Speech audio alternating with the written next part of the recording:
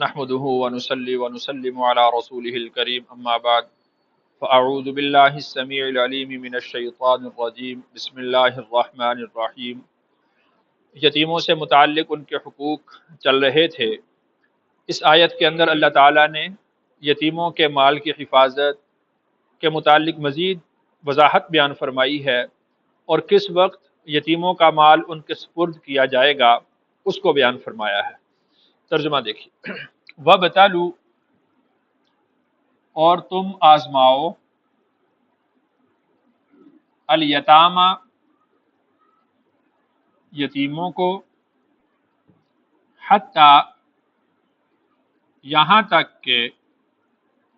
اذا بلغوا النکاح، جب وہ نکاح کی عمر کو پہنچے، فَإِنْ آنَسْتُمْ، پھر اگر تم سمجھو، منہم، ان سے، رشدن، عقل مندی، فادفعوا الیہم، تو دے دو ان کو، اموالہم، ان کے مال، ولا تأکلوها، اور تم اس میں سے نہ کھاؤ، اسرافن،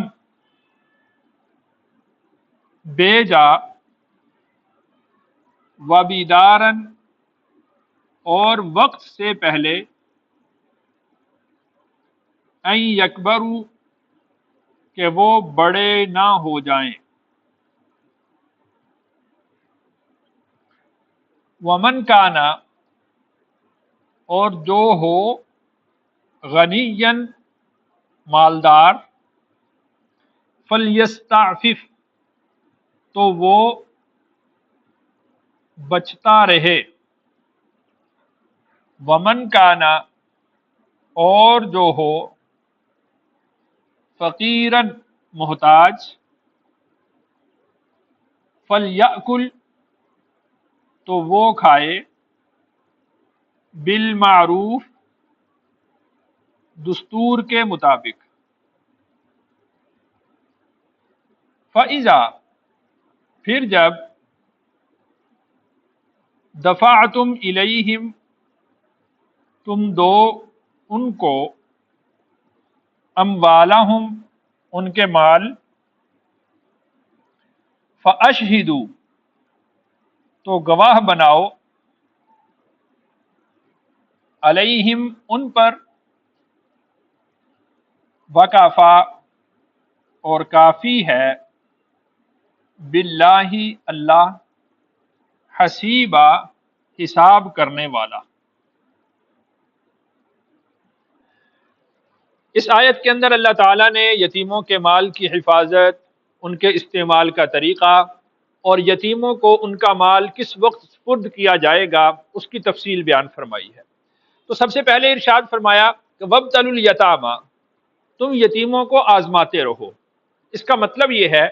کہ وہ یتیم جو تمہاری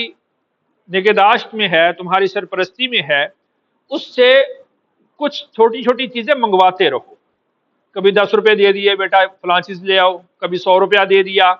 اس طرح سے تمہیں آزمائش ہو جائے گی، پتہ چل جائے گا کہ یہ مال کی کس قدر حفاظت کرنے والا ہے، اور اس سے ایک فائدہ یہ بھی ہوگا کہ اس یتیم کو لین دین کا جو معاملہ ہے اس کا پتہ چل جائے گا۔ یہیں سے امام ابو حنیفہ رحمہ اللہ نے ایک مسئلہ اخذ کیا ہے کہ اگر نابالغ بچہ اپنے سرپرست ولی کی اجازت سے کوئی معاملہ کرتا ہے، لین دین کرتا ہے، خرید و فروخت کرتا ہے، تو وہ اس کا لین دین، معاملہ کرنا، خرید و فروخت کرنا وہ نافذ سمجھا جائے گا۔ یہاں پر اس کو آزماتے رہو، کبھی کوئی چیز منگوا لی، کبھی کوئی چیز فروخت کرنے کے لیے دے دی، تو اس سے اس کو لین دین کی سمجھ آ جائے گی۔ حتیٰ اذا بلغوا النکاح، یہاں تک کہ جب وہ نکاح کی عمر کو پہنچ جائیں۔ یہاں پر اللہ تعالیٰ نے یہ نہیں فرمایا کہ جب وہ 15 کو پہنچ جائے، جب وہ 20 سال کو پہنچ جائے، جب وہ 10 سال کا ہو جائے۔ تو اس سے یہ بات معلوم ہوتی ہے کہ علاقے کے اعتبار سے اور خاندان کے اعتبار سے، جغرافیہ کے اعتبار سے بلوغت کی عمریں مختلف ہو سکتی ہیں۔ کسی علاقے میں بلوغت کی عمر پہلے ہو سکتی ہے، کسی علاقے میں بلوغت کی عمر تاخیر سے ہو سکتی ہے۔ تو جب بھی اس میں یعنی بلوغت آ جائے تو پھر اس کا مال اس کے سپرد کر دینا چاہیے۔ یہاں سے علماء نے لکھا ہے کہ اگر کوئی بچہ ایسا ہو کہ جس میں بلوغت کی علامات ظاہر نہ ہوں تو پھر اس کے لیے 15 سال ہے کہ 15 سال کے بعد پھر اس کو بالغ تصور کیا جائے گا، اس کے لیے پھر جو 15 سال کے بعد بالغ والے احکام اس پر لگیں گے۔ بعض علماء نے اس کے لیے 18 سال 17 سال بھی ذکر کی ہے، لیکن بہترین طریقہ اور فتویٰ بھی اسی پر ہے۔ امام ابو حنیفہ رحمہ اللہ یہی فرماتے ہیں کہ بالغ ایسا بچہ کہ جو بالغ تو نہ ہوا ہو لیکن اس میں بالغ ہونے کی علامات ظاہر ہو جائیں، یا یہ کہ وہ بالغ نہ ہو تو پھر 15 سال کا جو بچہ ہوگا اس کو بالغ تصور کیا جائے گا، تو پھر اس کا جو مال ہے سپرد کر دیا جائے گا۔ فَإِنْ آنَسْتُم مِّنْهُمْ رُشْدًا، پھر اگر تم سمجھو اس میں عقل مندی۔ تو یہ جو رشد ہے یہاں پر بھی اللہ تعالیٰ نے ارشاد فرمایا رشدن، اس کا مطلب یہ ہے کہ کچھ بھی اس میں سمجھداری ہو، یعنی اس کو لین دین کا پتہ چل جائے، اس کو نفع نقصان کا پتہ چل جائے۔ فَإِنْ آنَسْتُم مِّنْهُمْ رُشْدًا، تم اس میں اگر عقل مندی سمجھو، دانائی سمجھو کہ اب یہ سمجھدار ہو چکا ہے، ہوشیار ہو گیا ہے، فَادْفَعُوا إِلَيْهِمْ أَمْوَالَهُمْ، تو پھر تم ان کے مال ان کے سپرد کر دو، پھر تم ان کا مال ان کی کسٹڈی میں دے دو، اپنی کسٹڈی سے نکال دو، تاکہ کوئی بچہ کل کو یہ نہ کہے کہ اس نے میرے مال میں خرد برد کر دی، میرے مال میں خیانت کر دی۔ تو جب تم سمجھ رہے ہو کہ وہ عقل مند ہو چکا ہے، دانا ہو چکا ہے، سیانہ ہو چکا ہے، اپنے لین دین کے معاملات وہ سنبھال سکتا ہے، تو فَادْفَعُوا إِلَيْهِمْ أَمْوَالَهُمْ، تو تم ان کے مال ان کے سپرد کر دو۔ یہاں پر ایک اور بات بھی وہ یہ کہ اگر بالفرض تم یہ سمجھتے ہو کہ اس میں رشد نہیں آیا، عقل مندی نہیں آئی، دانائی نہیں آئی، سمجھداری نہیں آئی، تو پھر اس کو کس وقت مال سپرد کیا جائے گا؟ تو علماء نے لکھا ہے کہ اگر بالفرض یعنی اتنی عقل مندی اور دانائی اس کو آ جائے کہ جس سے وہ اپنے نفع نقصان کو پہچان سکے، تو 25 سال کی عمر زیادہ سے زیادہ ہے، زیادہ سے زیادہ 25 سال تک انتظار کیا جائے گا، پھر 25 سال کے بعد اس کا مال اس کو سپرد کر دیا جائے گا۔ یعنی پہلے اگر اس میں عقل مندی آ جاتی ہے، دانائی آ جاتی ہے، وہ بالغ ہو چکا ہے، تو اس سے پہلے اس کا مال اس کو سپرد کر دو۔ لیکن تم نے اس کو بار بار آزمایا اور اس میں وہ اپنا بار بار نقصان کر رہا ہے، اس کو لین دین کا سمجھ نہیں آ رہی، لین دین کا پتہ نہیں چل رہا، تو پھر 25 سال تک اس کا انتظار کرو۔ پھر اس کے بعد دو کیفیتیں بنیں گی، یا تو یہ کہ 25 سال کے بعد بھی اس کو نفع نقصان کا پتہ نہیں چل رہا، تو پھر تو مجنون ہی ہوگا، وہ پاگل ہی سمجھا جائے گا، تو پھر تو اس کا مال اس کو سپرد نہیں کیا جائے گا۔ لیکن اگر اس میں کچھ عقل مندی آ جائے، کچھ دانائی آ جائے، بعض لوگ تو بالکل بھولے بھالے سیدھے سادے، وہ تو ساری عمر ہی رہتے ہیں، تو اگر اتنا نہ ہو لیکن اپنا نفع نقصان کو سمجھ لیتا ہو، تو پھر 25 سال کے بعد اس کا مال اس کے سپرد کر دیا جائے گا۔ وَلَا تَأْكُلُوهَا إِسْرَافًا، آگے اللہ نے ارشاد فرمایا کہ وہ بچہ جو تمہاری سرپرستی میں ہے تو تم اس کے مال کو بے جا خرچ نہ کرو، بڑا دھیان سے اس کے مال کو خرچ کرنا چاہیے، اس لیے کہ رسول اللہ صلی اللہ علیہ وسلم نے ارشاد فرمایا کہ کاد الفقر ان یکون کفرا، ان قریب جو فقر ہے، غربت ہے، یہ آدمی کو کفر تک پہنچا دے گی۔ امام سفیان ثوری رحمہ اللہ فرماتے ہیں کہ آدمی کے پاس مال بچا ہوا ہونا چاہیے، اس لیے کہ اگر اس کے پاس مال نہیں ہوگا اور ضرورت اگر اس کو پڑے گی تو سب سے پہلے وہ اپنا دین بیچے گا، تو اپنے دین کی حفاظت کے لیے، اپنے ایمان کی حفاظت کے لیے تو اپنے مال کو سینت کر رکھنا چاہیے اور اس کو حفاظت کے ساتھ اس کو خرچ کرنا چاہیے۔ جہاں پر ضرورت ہو وہاں پر خرچ کرے، اور جہاں پر ضرورت نہ ہو وہاں پر خرچ بھی نہ کرے۔ تو جس طرح اپنے مال کی حفاظت کی جاتی ہے، اسی طرح یتیم کے مال کی بھی حفاظت کرے، بے جا اسراف نہ کرے۔ اب دیکھیں کہ ایک یتیم بچہ ہے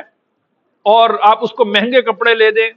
مہنگے اسکولوں میں داخل کروا دیں، تو وہ تو 1 سال کے اندر اس کا سارا سرمایہ ختم ہو جائے گا، اور اس کے بعد پھر کیا کریں گے؟ تو اس لیے اللہ نے ارشاد فرمایا کہ وَلَا تَأْكُلُوهَا إِسْرَافًا، بے جا خرچ نہ کرو، وَبِدَارًا، اور وقت سے پہلے خرچ نہ کرو، اس خوف سے کہ ان یکبروا، کہ اگر یہ بڑا ہو گیا تو اس کو مال سپرد کرنا پڑے گا اور پھر یہ ہمارا اس کے اوپر قبضہ ختم ہو جائے گا، لہٰذا جلدی جلدی مال کو ختم کر دو۔ بالکل ایسا نہیں کرنا چاہیے، بلکہ بڑے اہتمام کے ساتھ، دھیان کے ساتھ مال کو اسراف سے اور وبیدار سے بچاتے ہوئے پھر مال کو خرچ کرنا چاہیے، کہ جس سے بددیانتی کا شبہ نہ ہو۔ بھئی یتیم تھا تو اس لیے مال اڑا دیا، یہ بھی کہا جا سکتا ہے نا، تو یہ بددیانتی ہوتی ہے۔ تو بددیانتی سے بچتے ہوئے کہ جس کے اوپر بددیانتی کا شبہ نہ ہو، اس صورت میں اس کے مال کو خرچ کرنا چاہیے۔ آگے ارشاد فرمایا ومن کان غنیا، جو مالدار ہے، سرپرست، اس کی سرپرستی میں ایک یتیم بچہ ہے، وہ جو سرپرست ہے مالدار ہے، اس کو پیسوں کی ضرورت ہی نہیں، تو اب وہ اپنی ضرورت کا جو حق الخدمت ہے وہ بھی یتیم کے مال سے نہ لے۔ آگے اللہ نے ارشاد فرمایا فلیستعفف، تو وہ حق الخدمت بھی نہ لے، یتیم کے مال سے خود کو بچا کر رکھے، بچتا رہے۔ ہاں البتہ ومن کان فقیرا، جو خود ہی محتاج ہے، مثال کے طور پر بھائی تھا، وہ فوت ہو گیا، وہ مالدار تھا، اب اس بچے کی نگرانی اس کے چچا کے سپرد آ گئی، اب چچا غریب ہے اور ان کی نگرانی کرنا، وہ زیادہ حقدار ہے کہ چچا ان کی نگرانی کرے، لیکن چچا جو ہے وہ غریب ہے، محتاج ہے، تو وہ اپنا حق الخدمت اتنا لے سکتا ہے جو دستور کے مطابق ہے۔ مثال کے طور پر اس کو ایک مثال سے سمجھے کہ ایک بچہ اسکول جاتا ہے، تو حق الخدمت آپ ایک رکشے والے کو، گاڑی والے کو جو دیتے ہیں 1500 روپیہ، 2000 روپیہ، اب اگر وہ چچا اس بچے کو اسکول چھوڑنے جاتا ہے تو جو دستور کے مطابق اس کا فیئر ہوگا، جو کرایہ ہوگا، تو وہ اس سے لے سکتا ہے، اس سے زیادہ نہیں لے سکتا۔ یعنی اس کا مطلب یہ ہے فَلْيَأْكُلْ بِالْمَعْرُوفِ، جو دستور کے مطابق جو وہاں پر معاملہ چل رہا ہے۔ اسی طرح یوں سمجھ لیں، مثال کے طور پر اگر ایک آدمی کا بھائی، وہ مالدار تھا لیکن وہ کرائے کے مکان میں رہتا تھا، اب وہ فوت ہو گیا، اب اس کے بچے اس کے گھر میں آ گئے، اب آدھا گھر اس کو اپنے بھائی کے بچوں کو دینا پڑا، تو یہ دستور کے مطابق اس گھر کا آدھا کرایہ ان کے مال سے لے سکتا ہے۔ یعنی اگر یہ ضرورت مند ہو، محتاج ہو، اس کو ضرورت ہو، تو یہیں سے جو باقی لوگ ہیں ان کے لیے بھی ایک اصول معلوم ہوتا ہے کہ جو ہمارے ملکی اداروں کی خدمت کر رہے ہیں، جو ان میں سے مالدار ہیں، جن کو ضرورت نہیں ہے تنخواہ کی، ومن کان غنیا فلیستعفف، اس لیے کہ یہ جو تنخواہیں ہوتی ہیں تو یہ عوام سے ہی اکٹھی کی جاتی ہیں، گویا کہ یہ مال وقف ہوتا ہے، تو مال وقف میں سے صرف اتنا ہی لینا چاہیے جتنا کہ ضرورت ہو۔ ومن کان غنیا فلیستعفف، جس کو ضرورت نہیں تو وہ حق الخدمت بھی نہ لے، اور ومن کان فقیرا، جس کو ضرورت ہو، جو محتاج ہو، فلیأکل بالمعروف، تو پھر دستور کے مطابق اس کا حق الخدمت وہ لے سکتا ہے۔ فَإِذَا دَفَعْتُمْ إِلَيْهِمْ أَمْوَالَهُمْ، اب یتیم ہے، اب وہ اس کا امتحان کیا گیا، وہ بلوغت کی عمر کو پہنچ گیا، سمجھدار ہو گیا، اب اس کا مال اس کے سپرد کرنا ہے، تو وہ کیسے سپرد کیا جائے گا؟ کہ جب تم اس کا مال ان کے سپرد کرنے لگو، فَأَشْهِدُوا عَلَيْهِمْ، تو اس پر گواہ بنا لو۔ بھئی تمہاری عمر اتنی تھی جب تمہارے ابا کا انتقال ہوا، تمہارا اوپر سالانہ یہ خرچ آتا رہا، اتنے سال تک یہ خرچ ہوا، کل مال یہ تھا، اس میں سے اتنا خرچ ہو گیا ہے، اور اتنا مال ان کے سپرد کیا جا رہا ہے، اور اس کے اوپر گواہ بنا لینے چاہیے، اس لیے کہ جو بددیانتی ہے، خیانت ہے، اس سے اپنے آپ کو بچائے، کہ کل کو وہ بچہ بڑا ہو کر یہ نہ کہے کہ میرے باپ کا مال تو بہت زیادہ تھا، تو میرے چچا نے، میرے سرپرست نے مجھے تو اس میں سے کچھ بھی نہیں دیا، تو وہ بتا دے، اس کو حساب کر کے دکھا دے کہ یہ دیکھو اتنا مال تھا، اتنا خرچ ہوا، اتنا بقیہ ہے، اور ان گواہوں کی موجودگی میں وہ تمہیں دیا جا رہا ہے۔ یہ مصلحت کے پیش نظر ہے، اور یہ اپنی سائڈ کو سیف کرنے کے لیے ہے، خود اپنے اوپر بددیانتی اور خیانت کے الزام کو دور کرنے کے لیے ہے۔ تو اس لیے اللہ نے ارشاد فرمایا کہ فَإِذَا دَفَعْتُمْ إِلَيْهِمْ أَمْوَالَهُمْ، جب تم ان کے مال ان کے سپرد کر رہے ہو، فَأَشْهِدُوا عَلَيْهِمْ، تو تم اس پر کیا کرو؟ گواہ بنا لو۔ اور پھر اس پوری آیت کا خلاصہ یہ ہے کہ آدمی ہو سکتا ہے کہ خرچ زیادہ لکھ دے، حق الخدمت زیادہ لے لے، لکھ دے گا نا کہ میں نے اتنا حق الخدمت لیا، مکان کا کرایہ اتنا لے لیا، فلاں اتنا کیا، فلاں اتنا کیا۔ اب لکھے ہوئے میں جو دیکھنے والے لوگ ہیں، جو گواہ ہیں، وہ تو اس کی خیانت نہیں پکڑ سکیں گے، بھئی اس نے لکھا ہے، ہاں ٹھیک ہے، ابھی بیمار ہو گیا تھا، 10,000 روپیہ اس کا وہاں پر خرچ ہو گیا، لکھ سکتا ہے، لیکن یہ بات ذہن میں رہنی چاہیے کہ وَكَفَى بِاللَّهِ حَسِيبًا، ایک حساب کرنے والا اوپر بھی ہے، اللہ بھی حساب کرنے والے ہیں، اور اللہ کافی ہے حساب کرنے کے لیے۔ اللہ کی نظر سے یہ چیزیں اوجھل نہیں ہیں، یعنی تم اس میں خیانت کے مرتکب نہ ہو، جو لکھ رہے ہو وہ دیانت کے ساتھ صداقت کے ساتھ پورا پورا لکھتے رہو، اور جب تم گواہ بناؤ تو گواہ بنا کر ان کے مال کو ان کے سپرد کر دو۔ اللہ تعالیٰ سے دعا ہے اللہ تعالیٰ مجھے اور آپ کو احکام شریعت پر عمل کرنے کی توفیق عطا فرمائے۔